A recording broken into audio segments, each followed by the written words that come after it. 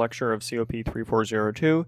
Today we're going to be talking about the nitty-gritty details of compilation. So previously we had looked at the general steps of compilation, and today we're going to be looking at the difference between compilation and interpretation, how compilation works in a very simple case, which we can then expand on later for more complex programs, and in general the difference between symbols and their meaning.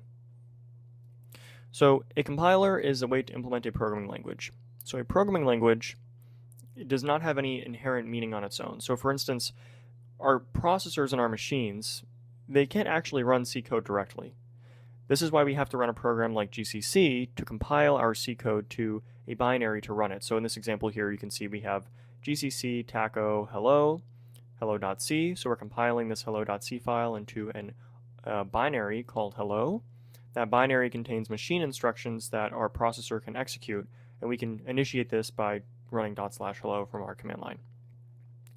So again, this is a way to implement the functionality of a programming language. A programming language inherently cannot be run by our processors. We have to translate that language into the instruction specific to our processor's architecture so that it can actually execute that program. And this is what GCC does, what compilers do in general. They take source code and convert it into the binary instructions, that machine code that our processor can actually execute.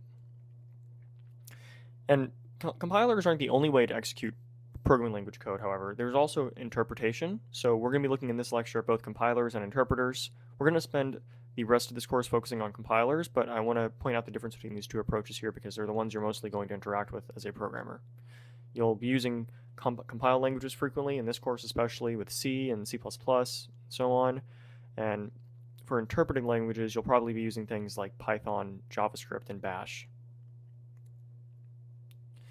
So again, a compiler is a tool that translates the source code instructions in files like .c files, .c++ files, Rust, Go, Zig, other languages.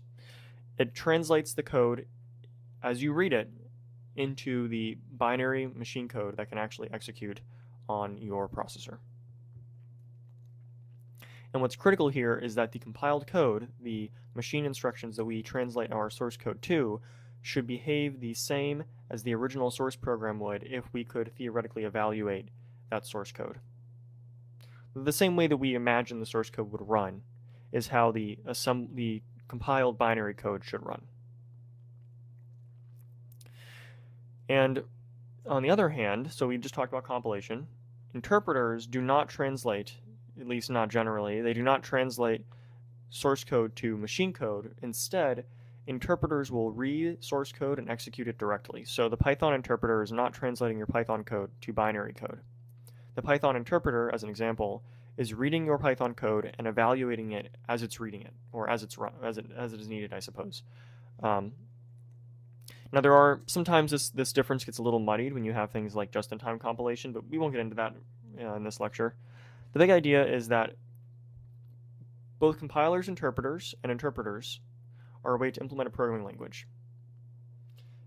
In both cases, the result should match that of what you'd imagine the original source code to do, but the difference is that compilers translate your code to machine code, to binary instructions that your processor can run, whereas an interpreter is a program that will just run your code directly. There's no need to compile anything.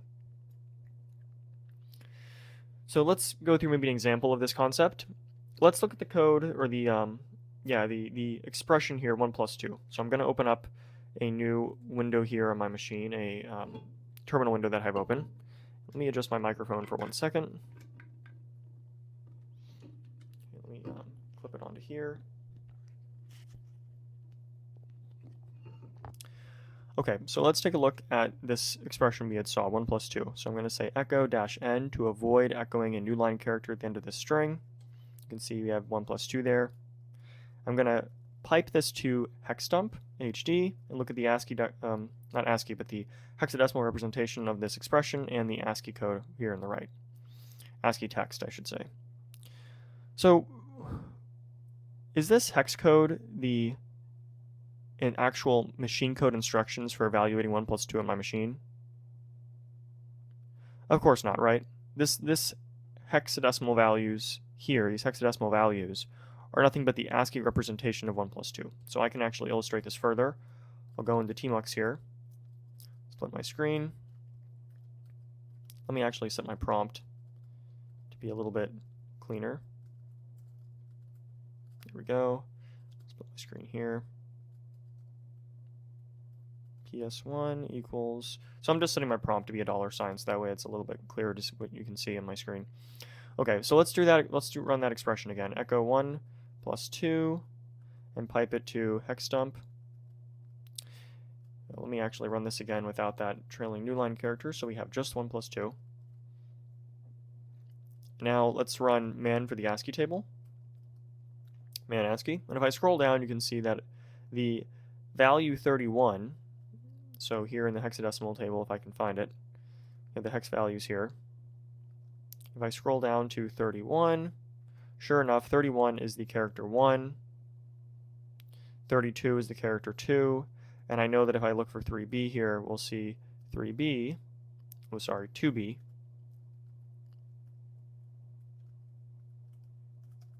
if I can find it, there it is plus. So this 31, 2b, and 32 are nothing but the ASCII representations, the ASCII codes for 1 plus 2. This is not code that we can actually run in our machine. And I'll leave Tmux for now. Maybe actually I'll leave it open. So I prompt back.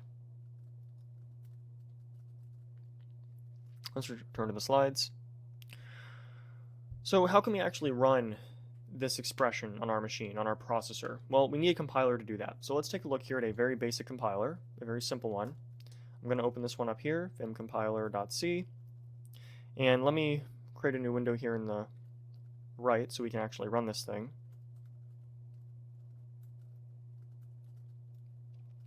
And you can see here what we're doing is we're including stdio.h, we're declaring our main function, then we're reading in 3 characters. We're calling the first one left, the second character we read in operator, and the third one right. And if the operator is equal to plus, then we print out these instructions here, these assembly instructions. And let's just run this one so you can actually see what this looks like. So I have a makefile set up to build this program for me already. I'll run it, and now we're prompted for 3 characters. So let's say 1 plus 2, and you can see we had printed out here assembly code corresponding to 1 plus 2. So what we're doing in this assembly code, maybe you remember assembly from computer organization. You went with MIPS assembly. Here we're looking at AT&T x86 syntax of assembly instructions. So the way you can think of how this assembly code actually works, if I were to copy this, I'll just copy it like there, and then go down into here and paste it in. Oops, that's wrong. Maybe I can copy it like this. Use my mouse. No, that gives me the whole thing. Oh well. What I'll do instead is just copy this string. So we'll take this code here.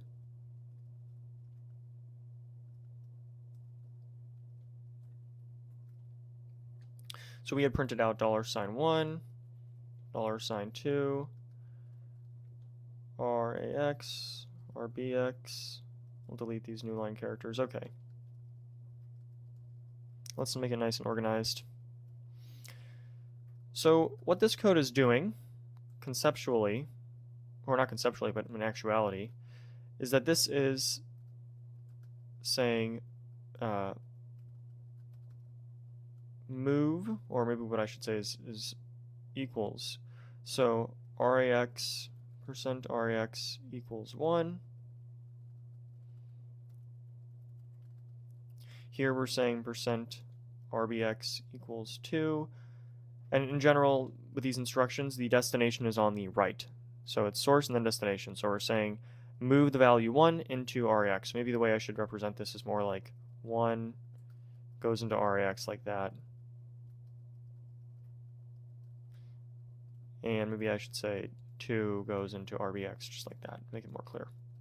And here, if we're going source to destination, we're saying move, so let me group this here, RBX plus RAX, put that into RAX. So we're adding RBX to RAX and storing the result in RAX.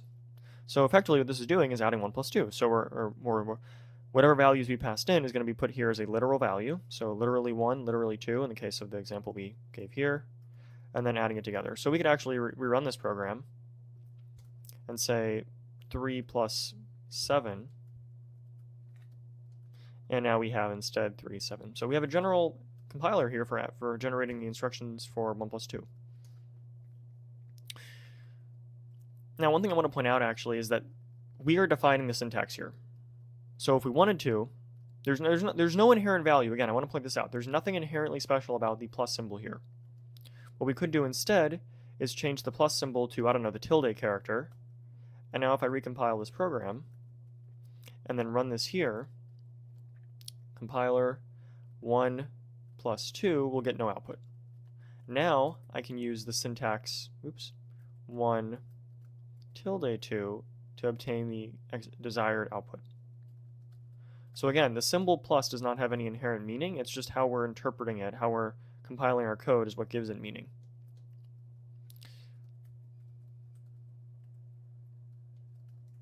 And in general here, what we're doing with this assembly code is creating a template where we had read in the left character,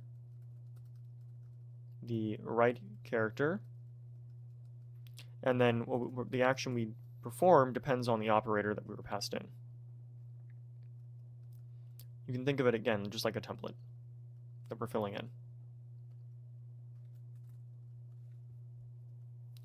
So that was the compiler approach. Let's take a look now at the interpreter approach.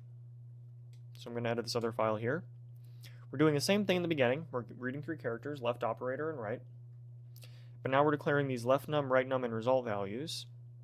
And what we're going to do, if we find we have an addition operator, is parse the left input, convert the left input from its ASCII value into its integer value. So we're subtracting the character code from 0 here. What this will do is just convert the ASCII representation of a number into its actual representation. So for instance, if we had the character 1, this would go to 1, the integer literal integer. So 1.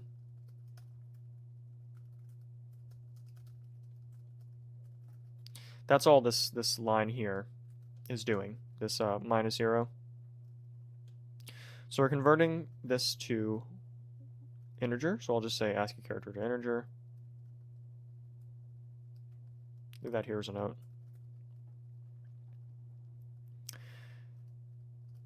Delete the parentheses because we don't need that anymore. Okay, and all right.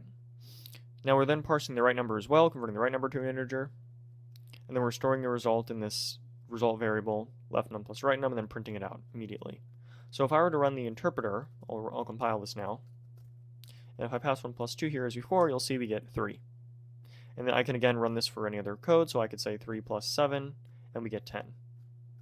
So we're not generating any code here where we're actually immediately evaluating the source code.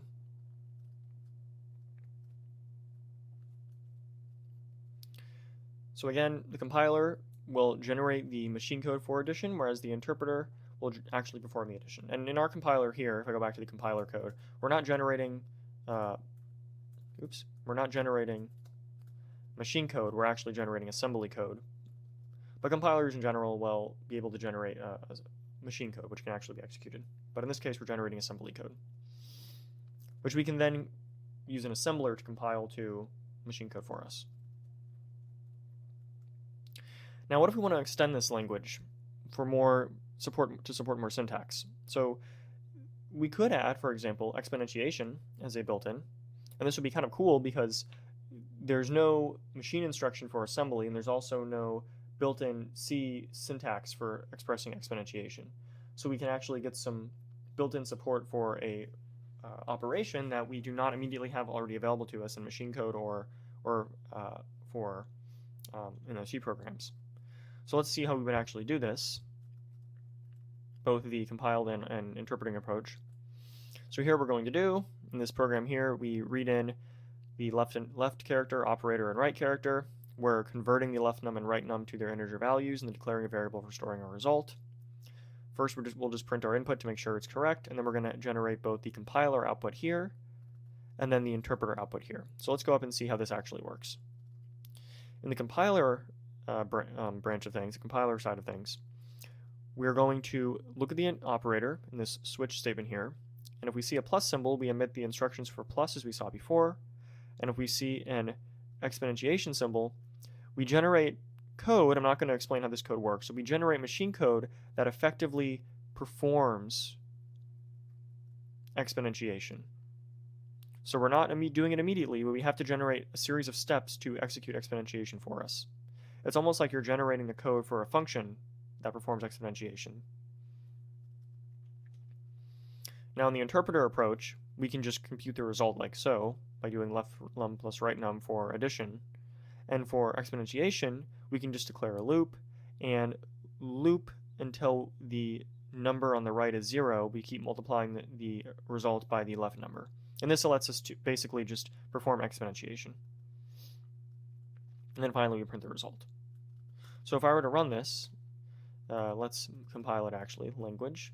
If I were to run .language and say 3 plus 4, we actually have both our compiled output here, as before, we would expect, and then our interpreter result is again what we would expect, it's correct. And about now we have support for exponentiation, so I could say 3 to the power, maybe 7 to the power of 3, let's say, and we can see our interpreter result is 343, which is the value of 7 to the third power.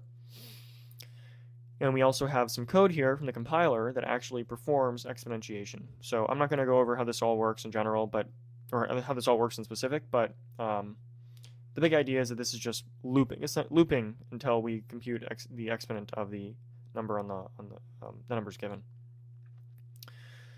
This is essentially like the assembly equivalent of what we have over here. We're just doing a loop to compute the exponent.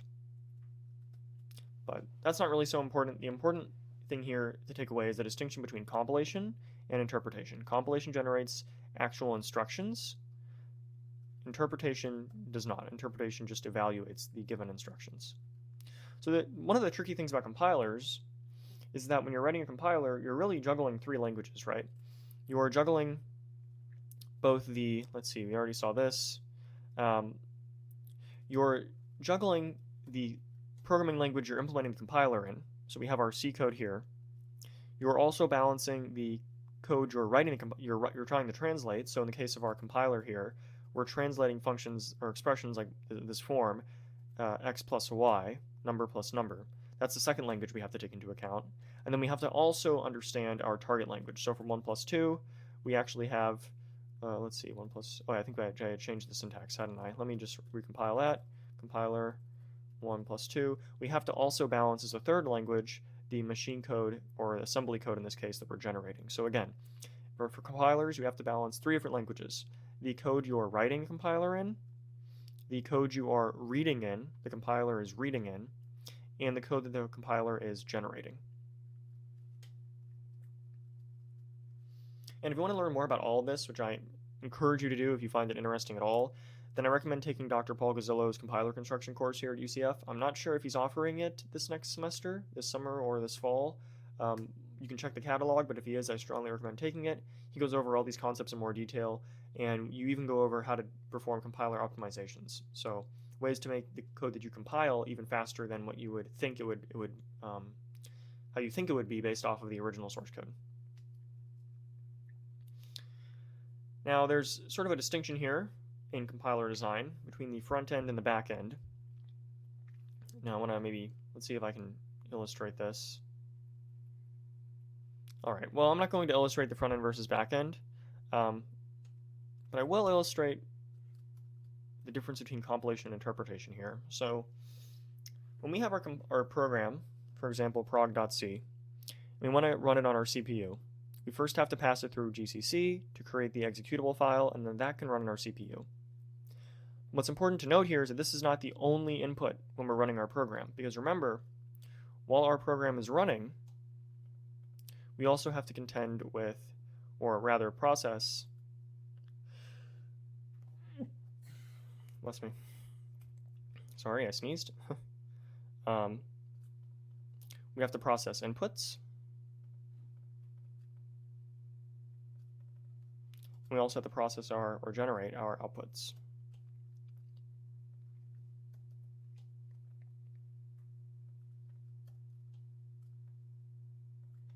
So it's a little complex, you can think, because we're passing the program to our CPU, but the CPU is also accepting inputs and outputs, and these come from our terminal, and generally these outputs are going to our terminal as well. Now contrast this with a language like Python, which is interpreted. These inputs are not going to our CPU, they're going to the Python program. That's how you can think of it.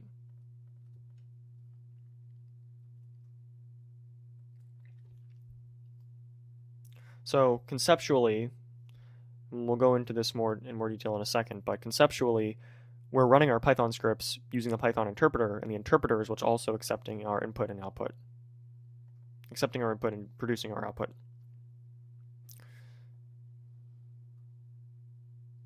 Now, one question you might have is, all right, well, if we have GCC here, this program that we're running, where does GCC come from? If GCC is what turns our C code into executable files, and one thing I want to point out here is GCC is actually written in C.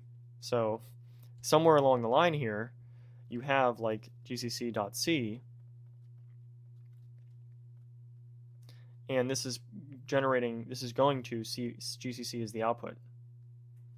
So let me actually maybe draw this better here.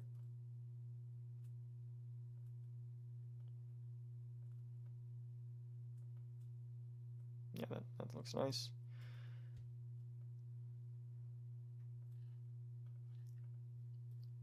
And one sort of funny thing to think about here is that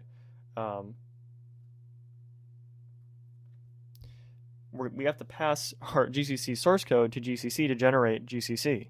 So you might be wondering, where does this GCC program even come from? If we have to pass GCC to itself to generate GCC, it's like a chicken and the egg problem. Where does we get GCC from in the first place? Well, original GCC implementations were not written in C. They were written in earlier languages. I'm not sure which ones. They might have been written in assembly. They might have even been written in machine code by hand. I'm not sure. But but now, actually, GCC, once it's been implemented once in C, you now have a binary that you can actually iteratively build on using C. So it's sort of like bootstrapping, I think might be the word, or self-compiling. I can't remember the name of, there's a term for this when a language is compiled by itself. But in general, GCC itself, or at least now, is a C program that you have to compile with a compiler like GCC to generate the GCC binary, which we can then use to translate to our other programs to exe files as well. So kind of meta, a little confusing, I know. That's sort of just the nature of this beast of compilation. It can be very confusing for this reason, because you're balancing all these different languages, and you're going between source languages to target languages and whatnot. And now, meanwhile, for Python, Python's actually no exception to this rule. So again, we said before that a Python program is being run in the Python interpreter. The Python interpreter also processes inputs to produce outputs, but Python is actually a program written in C. So we also pass this to GCC. And I keep saying GCC here, but you can think of any C compiler as working. I mean, I don't know what compilers Python, the C Python implementation is supported by or completely works with, but I'm pretty sure you could compile python.c. You could probably use like Clang or GCC or the Intel compiler. All these different compilers could be used to compile the Python C implementation into the Python binary. And there's other ways to implement Python. You don't need to use C, but the most popular Python implementation is the C Python implementation. So just to reiterate here, the big idea is that even these interpreters that we run were used to be programs that were, or are programs that are compiled as well. All right, so now before I go into this, let's go to this next slide. So that was all the details about the differences of different kinds of approaches to compilation versus interpretation. Now, many compilers have a front end and a back end. So the front end is what actually parses the input language that we give it. So if we were to go back to our source code here, let me go back to the simple code that we had, the simple example, compiler.c. These 3 lines would be our front end, because that's what's actually handling the input. So I could say here, front end. And then this part here is, of course, the back end, because this is what actually generates code in the output language, in the target language. Interpreters don't have this distinction because they don't compile, they just run code.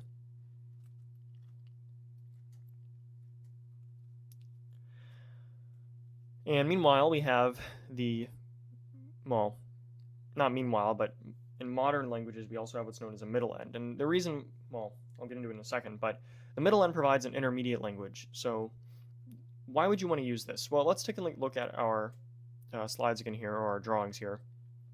Let's say we have three languages we want to compile to different architectures. We have x86 64, ARM, and SPARC. If I wanted to compile C to all these different languages, I would need to write a compiler whose front end and back end can translate C code to all three of these different architectures. So I'll just draw little arrows to signify that. Now if I wanted to compile Rust to these languages as well, to these architectures as well, I should say, I would need to write three more implementations of the Rust compiler to support with the backend that translates to these different languages. I would at least need to write three different implementations of the Rust compiler's backend. And then, of course, same thing with Go.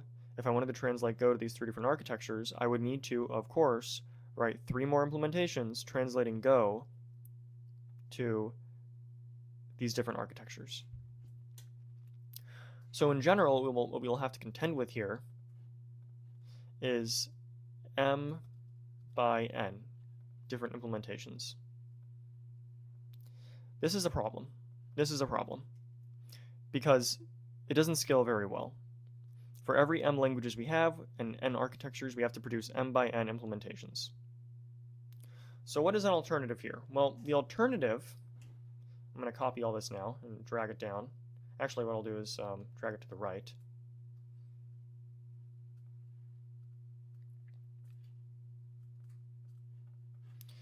How can we get around this problem? We need to compile all these different languages.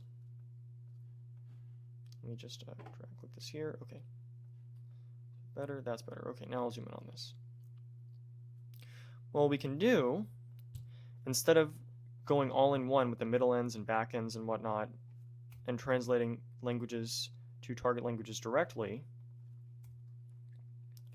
we can introduce a middle end here, which will be an IR, an intermediate representation. So I'll just say IR here, make this a bit bigger. And I'm just going to use black arrows now to make things a little bit faster. Maybe I'll keep using the green arrows. Yeah, I'll use the green arrows. Now with this intermediate representation, suddenly all we have to do is translate our target languages to one language, one unified representation, and then from that single language we can translate to all these different architectures.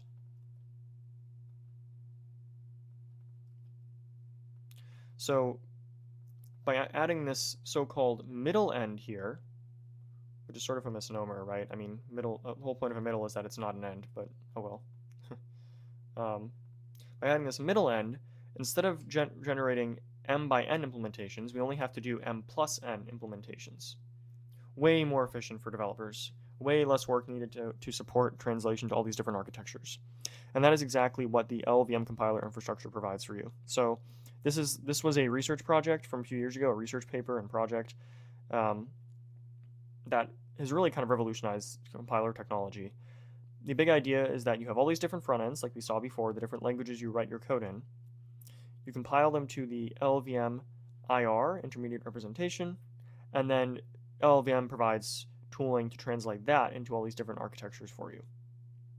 Machine code for all these different architectures for you. So this is huge. And we saw the phases of compilation earlier, just to recap of some of these phases here. And now I want to take a second to talk about the difference between symbols and their meaning. So this will be probably the last thing we cover today. Actually, before I go over this, I want to point out something funny. You might have noticed the recurring dragon theme in this slide. So you'll see LLVM has a dragon as its mascot, and very beginning of the slide, I have this dragon shown here, this Chinese dragon. The reason for this is because there's a classic book on compiler technology which has a dragon on the cover. So this is an older version of the book, and this is a more modern rendition of it. And the book with the dragon on the cover eventually got the name the Dragon Book, just because the dragon was so salient on the front cover. So that's what all these dragons are references to. So that's just for a bit of, like, I guess, fun fact about compilers and the people who invent them. They have this kind of fascination with dragons, I suppose. Okay, so back to symbols versus their meaning. This will be the last thing we talk about today. So if you were to read this, 1 plus 2 times 3, what would you think this evaluates to?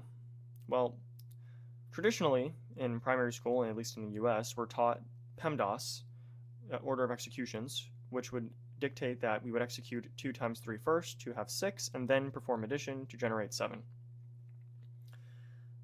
Now, this makes sense to us because we are used to interpreting these symbols in that way. But inherently, these symbols don't have any meaning. They don't necessarily mean anything, right? We could interpret this a completely different way. We could say 1 plus 2, 3 times 3 is 9. It's only because we are trained to interpret symbols in this way that we actually do that. So it's sort of like our brains are an interpreter for these symbols.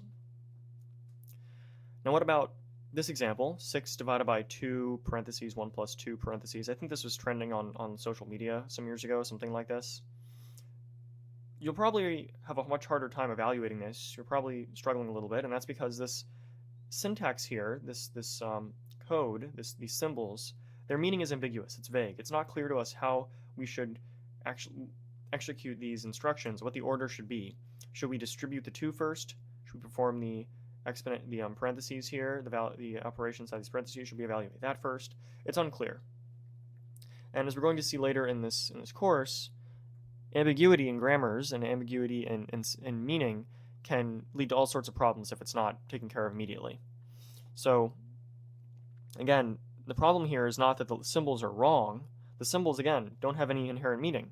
It's just that our interpretation of them is lacking in some way. Or maybe the symbols, they may not be wrong, it's just that their structure does not conform to some expected form that we have for these sorts of symbols. And to really illustrate this concept, take, for example, these Chinese characters. You may not know what they say, but I'll give you a hint. This is 1, this is 2, and this is 3. Can you guess? Well, if we go back up to the previous slide, you'll see we had 1 plus 2 times 3, and that's exactly what this is. So this is plus and this is times. So 1 plus 2 times 3 in Chinese. I show you this because these symbols, again, do not have inherent meaning. They're just light and dark markings on a page. The meaning comes from how we interpret them, how we, in our brains, in our heads, evaluate these symbols. So a native Chinese speaker might be able to evaluate this, or a person who can read Chinese at least, might be able to read this and immediately evaluate its meaning. But if you don't speak Chinese, this will not make sense to you. And it's just because your interpreter is not suited, is not trained to interpret these symbols in that way. And in general, this is sort of an example of the map versus the territory problem. So the idea of the map versus territory problem is that if you have a map of some territory, some geographical location, the map is just a representation of that location. It's not the location itself. I can destroy the map, I can set it on fire, a forest fire is not going to occur in the real world. I can tear the map up, an earthquake is not going to occur in the real world. The map is just a representation of what really is. And this sort of gets into the study of like ontology and what is the study of being and like metaphysical stuff and philosophy and whatnot. The big idea is that it's up to us, with us defining our compilers, to give meaning to the symbols that we are going to be reading in with our compilers.